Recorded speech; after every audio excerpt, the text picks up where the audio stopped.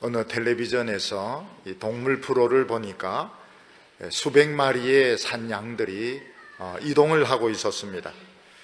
근데 그 중에 태어난 지 얼마 안 되는 새끼 산양이 있었는데 어미의 젖을 먹고 어미를 따라다니면서 가고 있었습니다. 그런데 이 산양의 무리가 사자의 습격을 받으면서 이 새끼는 어미를 놓치게 되었습니다. 혼자 돌아다니면서 다른 어미 산양이죠, 다른 아줌마 산양 젖을 먹으려고 하니까 뿔로 막 들이받으면서 발로 차면서 자기 새끼가 아니라고 막 쫓아내었습니다. 결국 이 산양 새끼는 그 많은 무리들 중에서 어미가 없어서 젖도 먹지 못하고 보호도 받지 못하고 죽을 수밖에 없었는데 갑자기 어미가 나타나서 만나게 되었습니다. 이 새끼 산양의 어미가 나타나니 좋아서 막 깡충깡충 뛰면서 젖을 빨고 어미도 좋아서 혀로 막 핥아주고 이렇게 했습니다.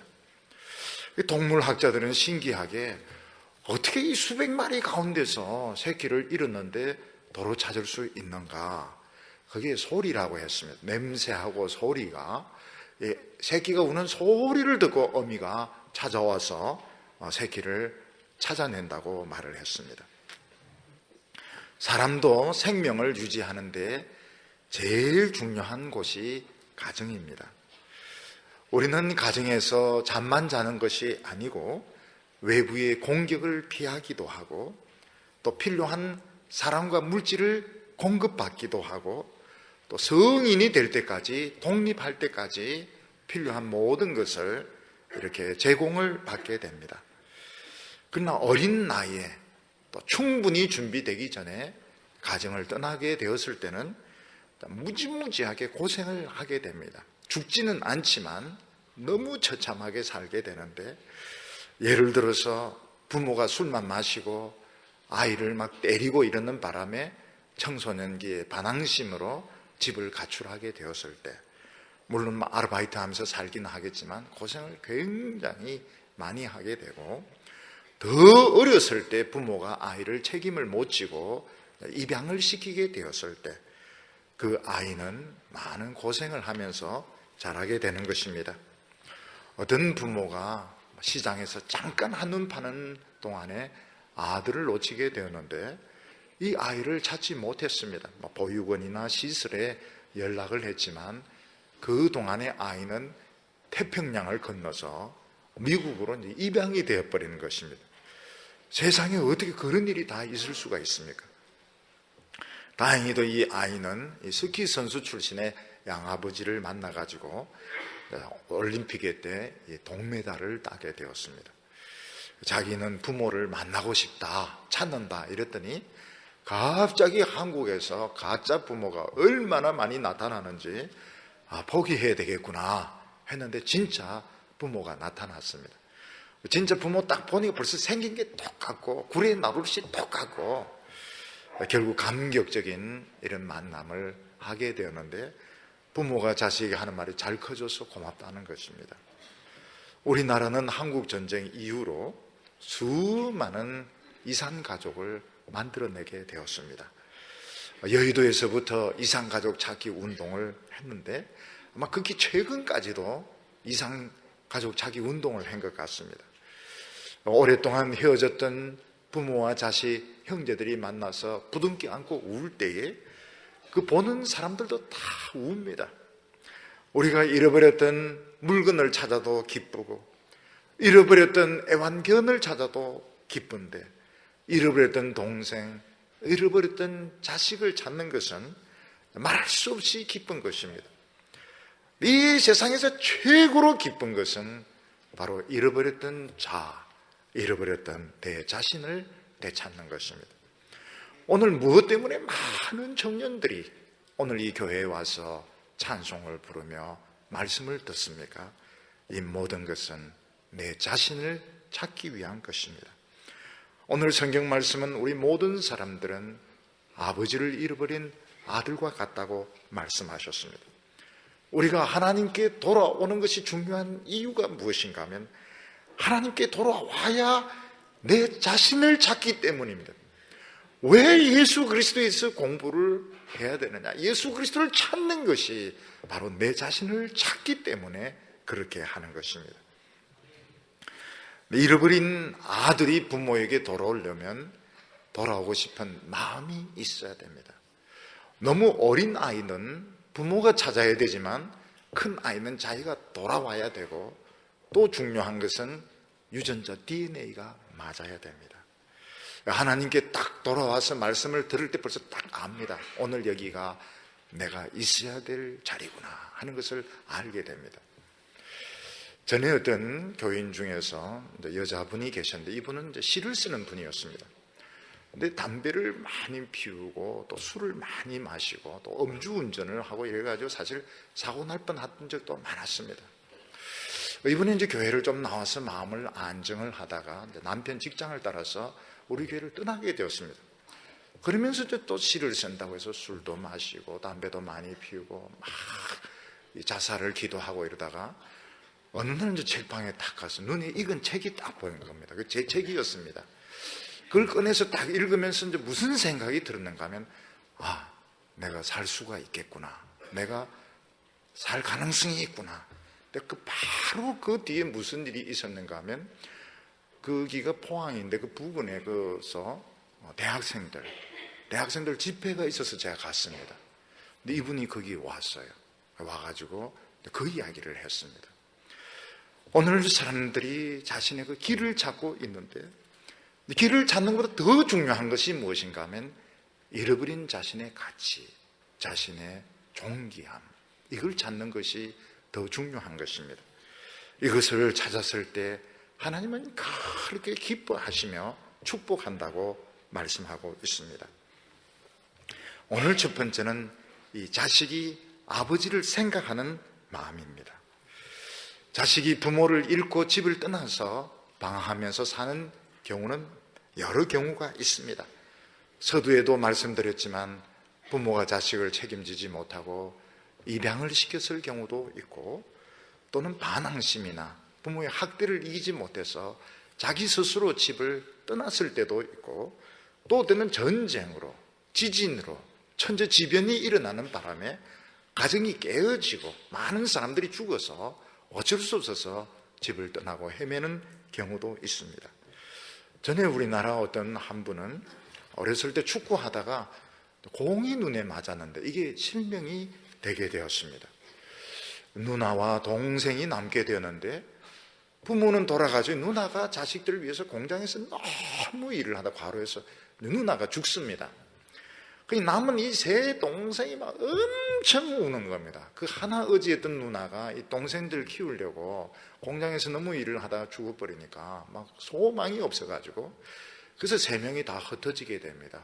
보육원에, 또 이 눈을 시력을 잃은 사람은 이제 맹인 학교에 흩어지게 되는데, 거기서 이제 열심히 공부를 해가지고 대학교에 진학을 하게 되었습니다. 근데 그때만 해도 대학교에서는 맹인을 받아주지를 않았습니다. 그래서 막 그 입학처장을 찾아가고 교무처장을 찾아가고 안 되니까 자기 아는 목사님을 찾아가서 시험만 보게 해달라고, 그래서 이제 붙어서 가게 되었는데, 이 사람도 유학을 가가지고 박사학위를 받고 또 미국 대통령의 보좌관이 되게 되었습니다. 근데 그럴 수 있었던 것은 그를 도와주었던 자원봉사자가 있었습니다. 여대생인데 자원봉사자가 그 사람의 눈이 되어주고 의지하는 힘이 되어주고 나중에 이제 결혼하게 되었습니다. 그는 무슨 이야기를 했는가 하면, 장애는 저주가 아니라 하나님 주신 축복이었다 이러면서, 자기는 부모를 잃고 누나를 잃었지만 동생들 미국에 다 데려가가지고 또 아이를 낳고 아이도 결혼하고 결혼해서 또 손자도 낳고 이런데 자기는 너무너무 행복한 사람이라는 고백을 했습니다. 오늘 성경 말씀을 보면 그 못된 아들이 아버지가 아직 살아있는데도 자기 목사의 유산을 달라 이렇게 해서 다른 나라에 가서 탕진을 하고 거지가 되게 됩니다. 아마 이 아들이 외국에서 성공을 했더라면 아버지 생각을 안 했을지도 모릅니다. 불행하게도 이 아들은 실패를 해서 완전히 알거지가 되는데, 그때 자기 아버지에 대해서 회상을 하게 되었습니다. 오늘 말씀 누가복음 15장 14절을 보면 다 없이 한 후에 그 나라에 크게 흉년이 들어 그가 비로소 궁핍한지라 가서 그 나라 백성 중 하나에게 붙여 사니 그가 저를 들로 보내었는데 돼지를 치게 하였더니 저가 돼지가 먹는 지엽 열매로 배를 채우고자 하되 주는 자가 없었다고 말하고 있습니다. 이 아들은 인생 사는 것을 쉽게 생각했습니다. 돈이 있고 의욕이 있으면 무엇이든지 성공할 수 있으리라 이렇게 생각했는데 이 세상에 성공하는 것은 쉽지가 않습니다. 기술도 없고 경험도 없고 돈만 가지고 있으면 이건 분명히 실패하는 것입니다. 특히 이 아들은 자기를 포함 모든 인간의 마음속에 얼마나 놀고 먹고 마시고 싶어하는 이런 본능이 있는 줄 생각하지 못했던 것입니다. 이 아들은 쉽게 성공할 수, 돈만 있고 의욕만 있으면 쉽게 성공할 수 있는 줄 알았는데 성공하는 게 쉽지가 않았습니다. 결국 재산 다 말아먹고 완전히 알거지가 되었을 때 아버지 집 생각을 하게 되었습니다. 우리는 길에 가다 보면 이런 아들을 찾는 전단을 보게 됩니다. 전봇대에 붙어있는 전단도 있고 사람들이 나누어 주면서 이런 아이를 본 적이 있느냐 찾는다고. 우유팩에 보면 이런 아이를 찾는 그런 사진들이 많이 있습니다. 저도 우리 집 아이를 잃어버린 적이 있는데 아기였을 때 우리가 이제 이사를 합니다. 이사를 하는데 짐 정리하고 이런다고 애를 이제 챙기지 못한 것입니다. 애가 이 아파트라는 데를 처음 와보니 입구는 똑같고 뭐 다 똑같이 생긴 애가 집을 못 찾는 겁니다. 그래서 짐 정리하다 보니 너무 조용해서 보니 애가 없는 겁니다.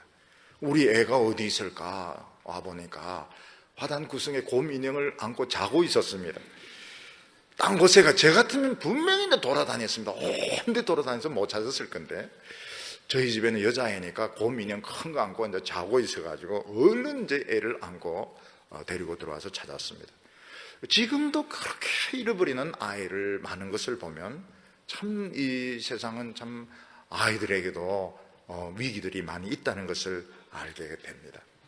아이가 너무 어릴 때는 아이가 부모를 못 찾기 때문에 부모가 찾아야 되면 전단을 가지고 나가든지 시설에 연락을 하고 경찰에 연락해서 찾아야 되는데 이제 아이가 컸을 때는 자기가 부모를 찾아와야 됩니다.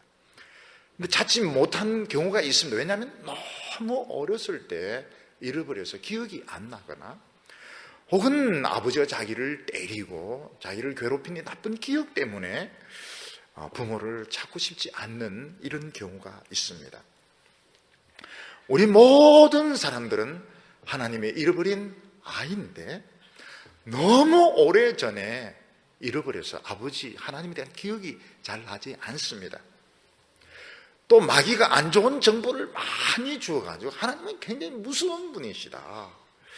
하나님은 우리에게 막 예배만 강요하는 분이시다. 하나님은 인정사정 없는 분이시다. 이런 잘못된 선입관 때문에 하나님께 잘 돌아오려고 하지 않습니다. 근데 우리가 세상에서 다 실패를 해보면 다른 것으로는 위로가 되지 않습니다. 근데 그때 하나님의 말씀을 들으면 이게 귀에 쏙 들어오는 것이 그렇게 위로가 될 수가 없습니다. 근데 그게 무엇인가 하면 바로 하나님께서 나를 부르고 계신 것이고 찾고 계신 것입니다. 잃어버린 아들 중에 대표적인 사람이 모세입니다. 모세는 왕이 히브리 남자애는 다 나일강에 던져 죽여라 이런 명령 때문에 엄마가 어쩔 수 없이 감춰서 키우다가 결국 더 이상 키울 수 없으니까 나일강에 갈대 상자에 넣어서 이제 띄워버립니다. 그거를 바로의 공주가 그걸 보고 키우게 되는데 바로 공주에게 입양을 시킨 것입니다. 식기라는 영화를 보면 이제 그 모세 어머니가 모세를 만나면서 모세가 크고 난 뒤에 너가 히브리인이다. 그걸 쌌던 이런 담요 같은 걸 이제 보여주는데 그게 뭐 사실인지 아닌지는 모르겠지만 모세는 잃어버린 아들이었습니다. 모세는 히브리인들에게 관심을 가지고 도우려고 하다가 사람 하나 죽이고 40년 도피 생활을 합니다. 만 40의 그 창창한 젊은이가 80세 노인이 되어 있었습니다.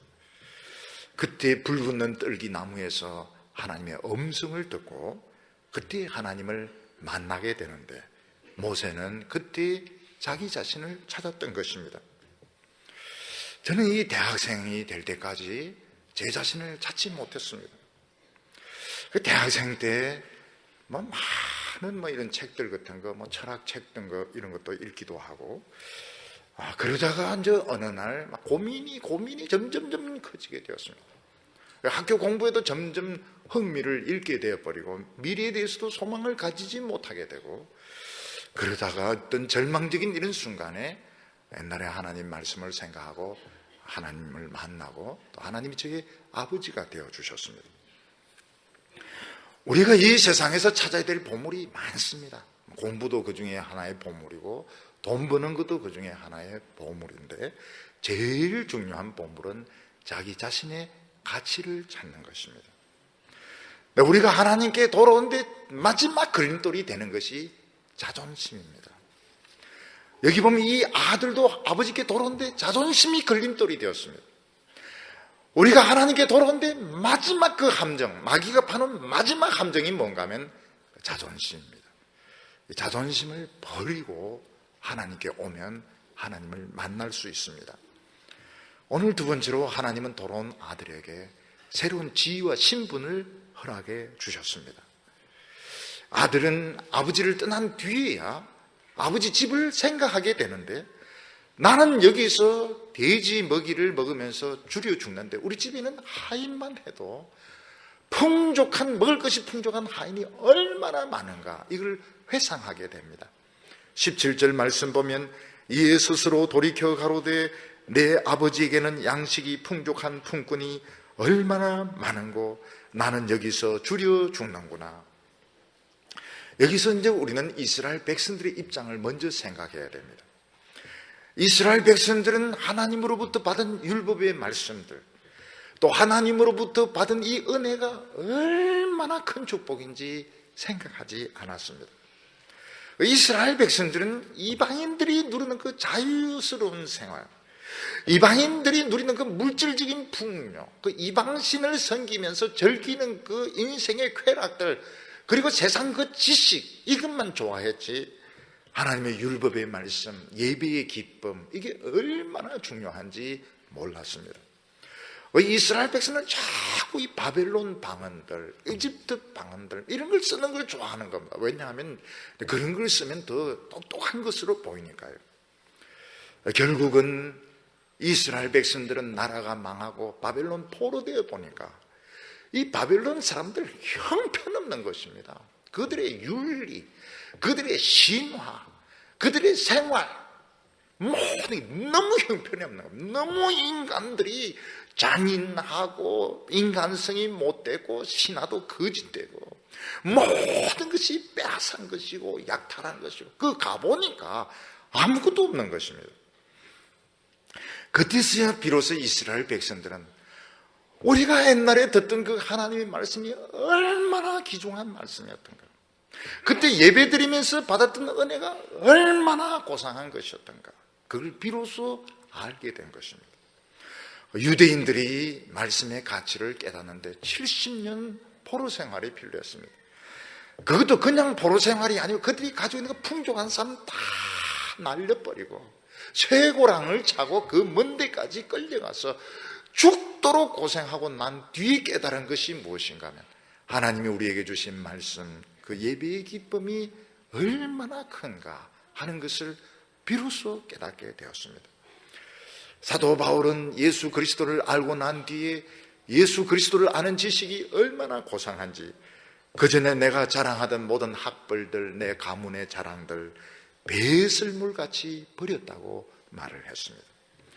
이 이스라엘 백성들이 어리석은 것이 뭔가 하나님의 말씀, 예배의 기쁨, 이게 하나님이 주시는 얼마나 풍성한 축복인지 모르고 그 이방인들이 누리는 그 겉으로 보이는 그 화려한 것들, 겉으로 보이는 그런 세계를 보고 따라갔던 것입니다. 지금도 어떤 사람들은 모델이 누리는 그 화려한 이 옷 입었다가 저 옷 입었다가 그게 다 지옷입니까? 막상 모델 세계 가보니까 막 너무 비참한 거예요. 왜 비참한 거예요? 아무것도 안 먹는 겁니다. 하루 종일 굶어야 되고 2시간을 걸어야 되고, 겉으로 볼 때는 모델이 이 옷 입었다 저 옷 입었다 멋있는 것 같은데, 막상 그 세계에 가보면 막 밥도 조금 먹고 물만 먹고 막 거의 골다공증에다가 막 몸무게 미달에다가 막 형편없는 겁니다.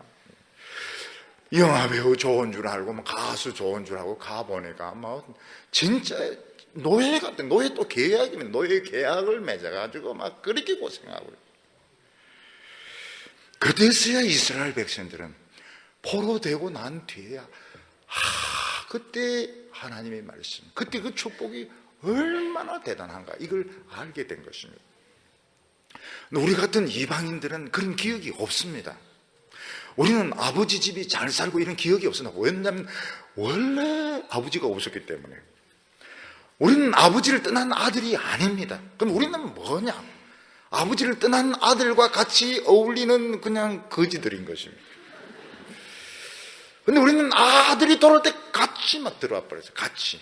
우리는 같이 들어왔는데 알고 보니까 막 이 엄청난 축복이 있는 것입니다.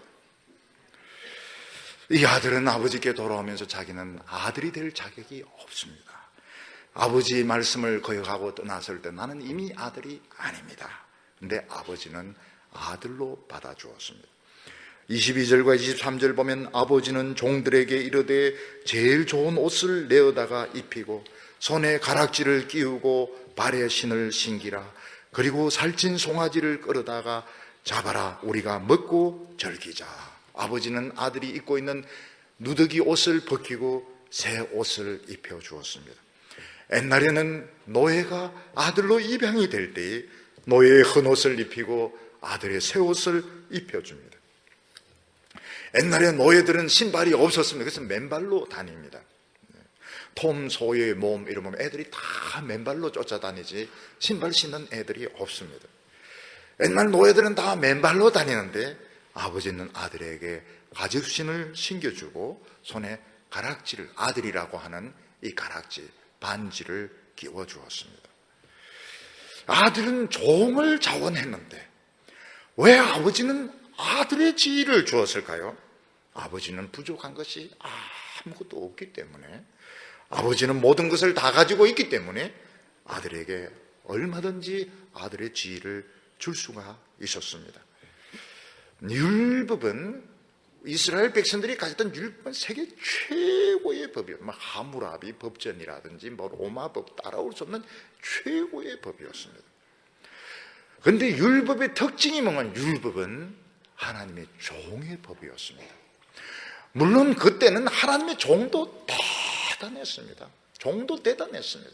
종도 거의 천사와 맞먹었습니다. 근데 오늘 하나님께서는 복음으로 우리를 종으로 삼은 것이 아니고 아들로 삼아주셨습니다.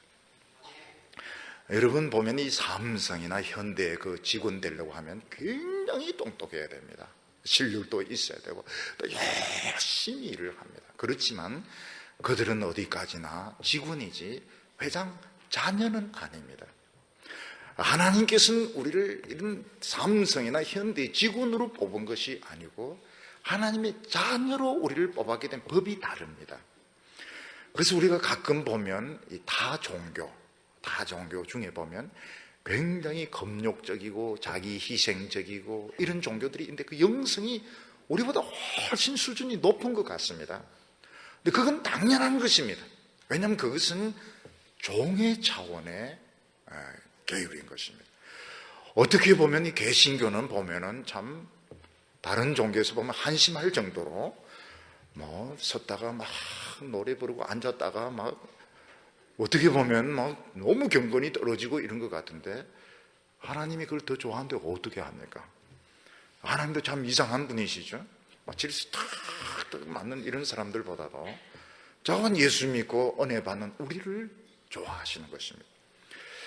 가끔 보면 기독교 목사들 중에서도 보면 다른 종교를 막 흉내를 내는 분들이 있습니다. 옷도 막 로만 갈라 비슷한 거 이런 걸 입고 또 다른 종교 같은 막 이런 경건을 막 흉내내고 이런데, 왜냐하면 굉장히 멋있는 것은 사실입니다. 멋있고 도덕적인 수준이 높은 것도 또 사실입니다. 율법은 종의 종교입니다. 복음이라고 하는 것은 아들의 종교입니다. 아들은 회장 아들하고 그 직원하고는 족보가 다르죠. 예수님께서는 하나님의 말씀을 듣고 예수 믿는 자들을 하나님의 아들로 삼아주셨습니다. 새로운 옷을 입혀주시고 신발을 신겨주시고 손가락에 가락지를 끼워주고 송아지를 잡아가지고 축복을 하면서 파티를 하는데, 하나님은 우리를 천국의 주역으로 삼아주시는 것입니다. 우리는 하나님의 집 나간 아들도 아닙니다. 같이 놀다가 그냥 묻어서 들어왔는데 하나님은 우리들을 하나님의 자녀로 삼아주셨습니다. 그래서 우리 이방인들은 늘 조심해야 되는 것이 뭔가 하면, 우리는 하나님 앞에 겸손해야 됩니다. 마치 우리가 잘나서 예수 믿고 우리가 잘나서 축복받은 것처럼 생각해서는 안 됩니다. 우리는 덤으로 축복을 받은 사람입니다. 아버지는 아들에 대해서 이렇게 말했습니다. 이 내 아들은 죽었다가 다시 살아났으며 내가 잃었다가 다시 얻었노라. 아버지는 이 아들을 어떻게 생각하며, 이 아들은 내 돈 많이 축내고 못된 짓 하다가 돌아왔죠, 이렇게 말하지 않고 이 아들은 죽었다가 살아났다는 것입니다. 옛날에 애 먹이고 반항하고 죄짓던 아들은 죽었고 이제 새 아들로 살아서 돌아왔기 때문에 나는 기쁘다는 것입니다. 다시 말해서 그 아들에 대한 나쁜 기억은 하나도 아버지는 가지고 있지 않습니다. 이 아들은 새 사람이라 잃어버렸다가 새로 찾았다고 말하고 있습니다. 그래서 우리는 하나님 앞에서 새 사람이란 것을 기억을 해야 됩니다. 하나님께서는 옛날에 우리가 죄지고 방황하던 거 하나도 그 아들은 죽었다고 말씀하고 있습니다. 이 아들은 새로 태어난 아들이고 내가 새로 얻은 아들이기 때문에 내가 이 아들을 사랑한다고 말씀하시는 것입니다. 그래서 오늘 옷을 새 옷을 입으시기를 바랍니다. 발에 신발이 신겨져 있고 손가락에 가락지가 끼어 있고 하나님 우리에게 진수성찬으로 축복하는 사랑받는 아들인 것을 믿으시기를 바랍니다. 오늘 여기 세 번째로 보면 불평하는 큰아들 이야기가 나오게 됩니다. 이 돌아온 아들 비유는 2부가 있습니다. 어떤 영화들 보면 1부가 있고 2부가 있는데, 돌아온 아들 비유도 1부가 있고 2부가 있는데 2부는 분위기가 완전히 틀립니다. 동생은 실컷 방황하다가 겨우 거지가 되어서 돌아왔는데 아버지를 떠나지 않고 착실하게 일을 하고 있었던 형이 있었습니다.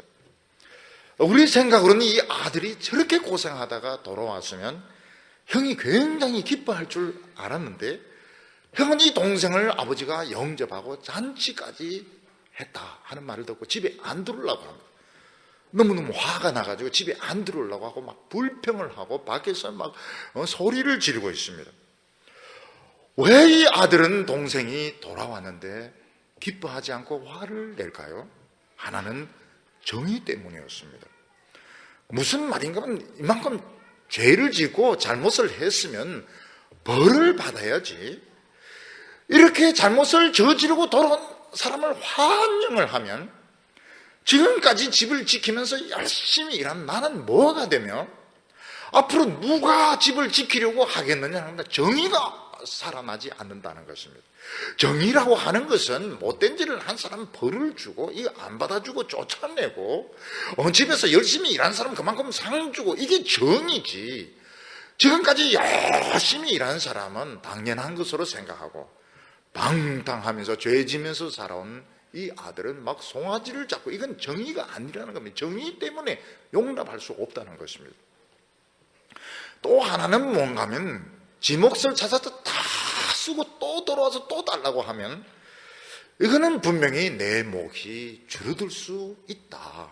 그리고 나는 적어도 이런 못된 아들하고는 어울릴 수 없다. 난 찔이 틀리다는 것입니다.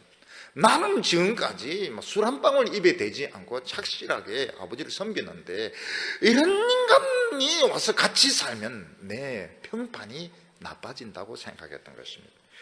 하나는 무엇인가 하면 이 큰 아들의 정의감이 이걸 용납하지 않았고, 두 번째는 나는 같을 수 없다, 이 차별화시키는 생각이었던 것입니다.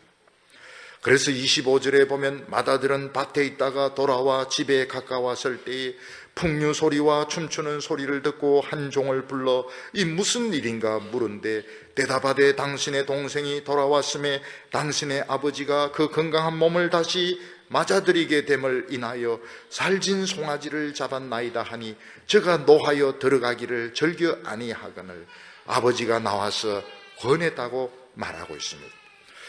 이 아버지는 작은 아들이 돌아와서 잔치를 하는데 큰 아들에게 연락을 하지 않습니다. 큰 아들에게 연락도 하지 않고 그냥 먼저 잔치를 벌려버립니다.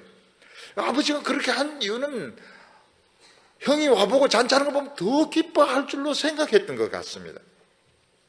근데 놀랍게도 큰 아들은 화를 내고 집에 들어오지를 않습니다. 아예 집에 들어오려고 생각하지 않고 아버지가 밖에 나가서 들어오자 이랬는데도 안 들어오고 있었습니다.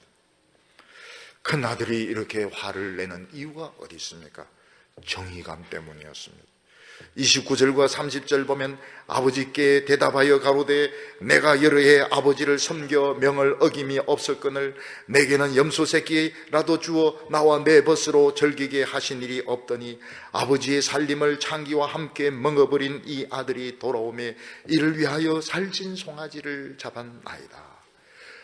형은 아버지가 불공평하다고 생각하는 것입니다. 이 형 생각에 아버지의 재산을 탕진하고 이 장녀들하고 더러운 생활을 하다가 돌아왔을 때 벌을 받아야 됩니다. 똑같이 받아주면 안 됩니다. 내쫓아야 되고 마땅히 고생을 해야 되는 것입니다.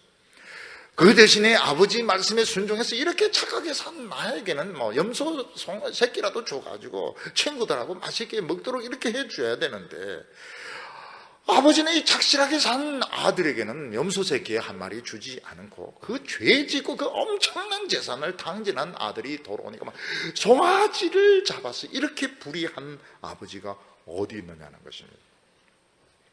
근데 큰 아들이 아버지를 잘못 생각하고 있었습니다. 큰 아들은 아버지가 죽도록 밭에 나가서 일을 하는 아들, 수입을 더 올리는 아들을 좋아하는 줄로 생각했던 것입니다. 아버지가 좋아하는 아들은 죽으라고 일하는 아들이 아니었습니다. 아버지가 원하는 아들은 아버지를 닮은 아들을 원했습니다. 근데 두 아들 다 아버지를 닮지 못했습니다. 작은 아들은 노골적으로 아버지께 반항하고 아버지를 멀리 떠나서 탕진하면서 아버지와 적대적인 이런 관계에 살았다면 큰 아들은 아버지와 함께 있으면서 사실은 아버지와 다른 생각을 가지고 일만 하고 수입만 생각했던 것입니다. 사실 아버지 입장에서 보면 두 아들 다 아버지를 닮지 못했습니다. 근데 하나는 노골적으로 아버지를 반항하고 나갔다가 깨닫고 돌아온 아들이고 이 큰 아들은 그렇게 노골적이지는 않지만 떠나지 않고 있으면서 아버지의 사랑을 깨닫지 못하고 아버지를 멀리하고 있는 아들이었습니다. 요즘 보면 사람이 같은 직장에 있다고 해서 친하지 않습니다. 어떤 사람은 같은 직장에서 책상을 앞에 놓고 마주보고 말 한마디 안 하는 사람이 있다면 이들은 정신적으로 거리가 굉장히 먼 것이죠. 어떤 데는 친구가 딴 도시에 있습니다. 외국에 있습니다. 그렇지만 계속 카톡하고 문자 보내고 이렇게 사진 찍어서 보내고 이러면 정신적으로는 그 친구가 더 가까운 것입니다. 이 두 아들 다 아버지를 멀리 했습니다. 근데 하나는 육체적으로 멀리 했고 하나는 정신적으로 멀리 했고 근데 하나는 지금 깨닫고 돌아오고 하나는 아직도 깨닫지 못하고 있는 것입니다. 예수님 당시에 세리나 죄인들, 장녀들 많이 있었습니다. 이들은 내놓고 하나님의 말씀에 불순종했고 자기들이 불순종한 줄 알고 있었습니다. 예수님께서 불렀을 때 이들은 회개하고 돌아왔습니다. 바리새인과 서기관들은 하나님을 떠나지 않았습니다. 그러나 지능적으로 하나님 말씀을 불순종하고 있었습니다. 둘 다 죄인인데 하나는 자기가 죄인인 줄 알고 하나는 자기가 죄인인 줄 모르는 사람이었습니다. 만약 큰 아들이 진짜 아버지를 사랑했다면 동생이 돌아왔을 때 그 재산보다도 그가 살아서 돌아온 자체가 기뻐해야 될 것입니다. 그러면 어떤 사람에 대해서 우리는 많은 비난을 합니다. 많은 욕을 합니다. 그렇지만 그가 지금 살아있고 지금 정신을 차리고 있다는 것보다 더 중요한 것이 없습니다. 어떤 사람이 지금까지 어떻게 살아왔든지 간에 지금 살아있고 지금 은혜 받으려고 하고 있으면 그게 최고로 그게 하나님의 심정인 것입니다. 하나님 앞에 그보다 더 큰 것이 없는 것입니다. 그가 건강하게 살아왔고 그가 은혜를 지금 받으려고 하고 있는데 다른 이야기 군지렁군지렁 한다면 그는 하나님을 잘못 알고 있는 것입니다.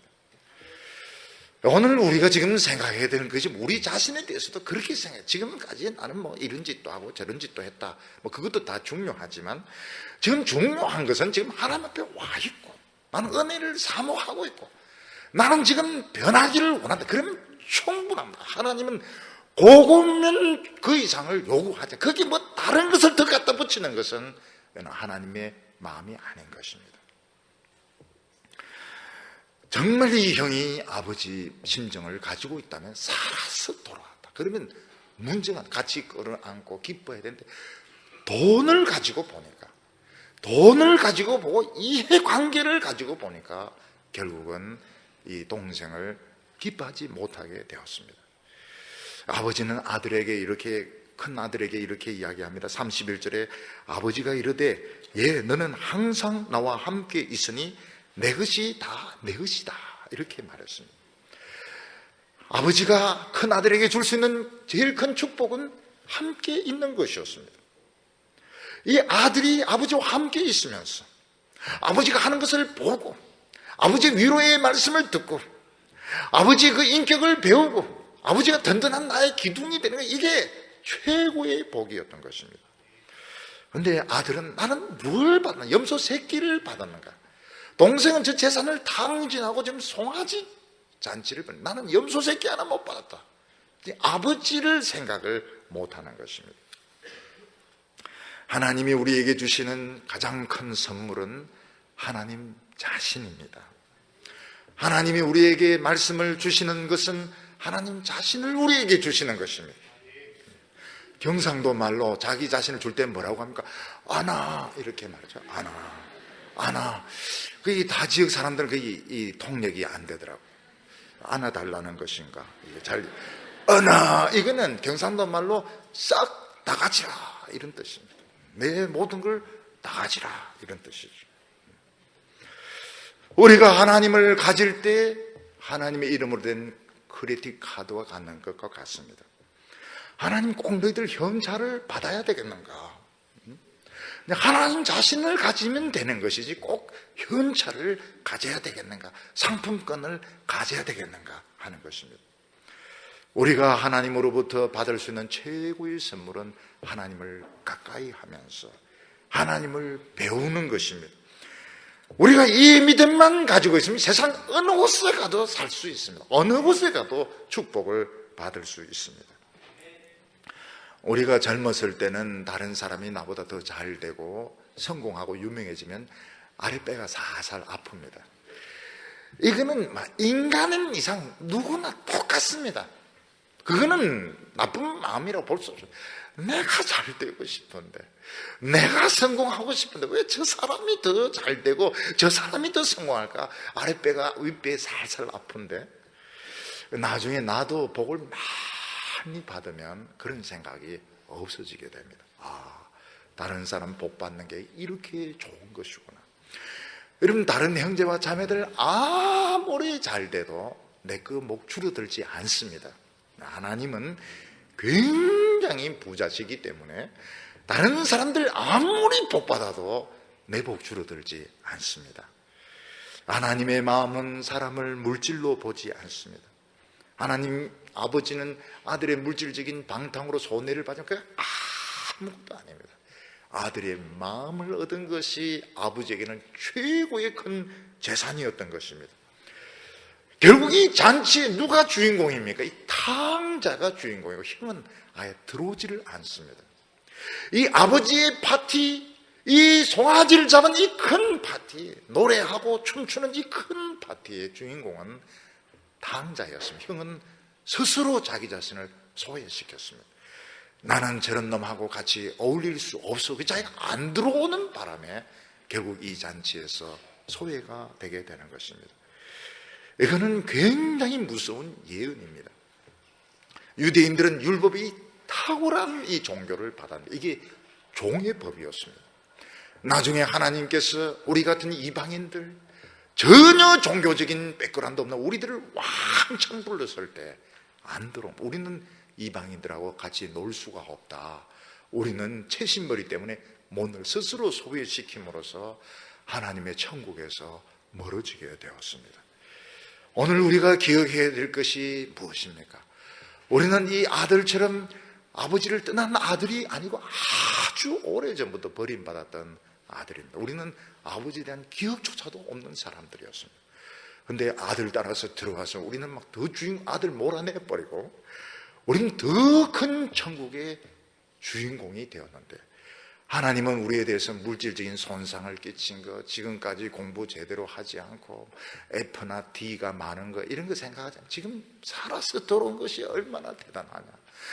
오늘 지금 예배드리고 은혜 받으려고 하고 있는 게 얼마나 대단하냐. 나는 이 세상에 있는 재산 다 잃어버려도 너희들의 마음을 얻을 수 있다면 나는 더 큰 부자라고 말씀하고 있습니다. 사랑하는 형제 자매 여러분, 여러분들 성공에 대해서 걱정을 하지만 그것도 하나님이 주시는 선물인 줄 믿으시기를 바랍니다. 오늘 예배 드리면서 내 자신의 가치를 찾아야 합니다. 옛날에 누더기 옷들 다 벗어버리고 멋진 이 말씀의 새 옷을 입으시고 맨발로 돌아다니지 말고 복음의 신을 신으시기를 바랍니다. 오늘 하나님 앞에서 나 같은 죄인 살려주신 하나님의 은혜를 잊지 말고 끝까지 감사할 때 여러분들은 역사의 주인공이 될 줄로 믿습니다. 기도드리겠습니다. 거룩하신 하나님 아버지, 방황하던 저희들을 하나님 앞으로 불러주시니 감사합니다. 오늘 이곳에서 하나님을 만나서 포옹하게 하여 주시옵시고 우리가 입고 있던 누더기 옷 다 벗어 던지고 멋진 새 옷을 입게 하여 주시옵소서. 주여 우리 한 사람 한 사람 안수하여 주시고 축복하여 주시며 아들이라고 불러 주시옵소서. 살아서 돌아온 저희들 환영하여 주시옵소서. 예수님의 이름으로 기도하옵나이다.